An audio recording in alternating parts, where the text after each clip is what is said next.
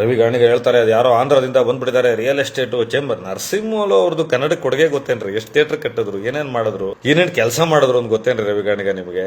ಎಲ್ಲರೂ ಒಂದೊಂದು ಕೊಡುಗೆಗಳನ್ನು ಕೊಟ್ಟಿರ್ತಾರೆ. ಆಡ್ತಾ ಹೋಗ್ಬಿಟ್ರೆ ನಿಮಗೆ ಬಿಟ್ಟು ಬಿದ್ಬಿಟ್ಟಿರ್ತಾರೆ ಸಿನಿಮಾದವರು.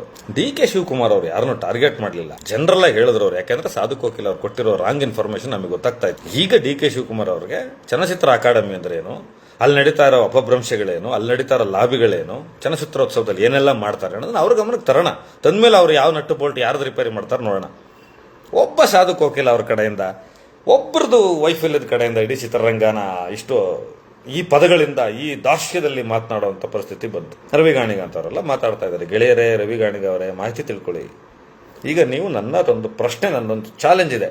2004ರಿಂದ 2025 ಈ ಡೇಟ್ ವರೆಗೆ ಕಿಚ್ಚ ಸುದೀಪ್ ಅವರು ಯಾವ್ಯಾವ ಅವಾರ್ಡ್ ತಗೊಂಡಿದ್ದಾರೆ ನೀವು ಹೇಳ್ಬೇಕು. ಆ ಅವಾರ್ಡ್ಗಳ ಹಿಂದೆ 2 ಅವಾರ್ಡ್ಗಳು ನಾನು ಹೇಳ್ತಾನೆ ರಂಗ ಸಲ್ಸಿ ಜಸ್ಟ್ ಮಾತಲ್ಲಿ ನಿಮ್ದೇ ಸರ್ಕಾರ ಇತ್ತು. ಇದರ ಲಾಬಿ, ಇದಕ್ಕಾದ ಅವಮಾನ ನಾವು ಮುಂದಕ್ಕೆ ಮಾತಾಡ್ತೀವಿ, ಅದಕ್ಕೆ ನೀವು ಉತ್ತರ ಕೊಡಬೇಕು.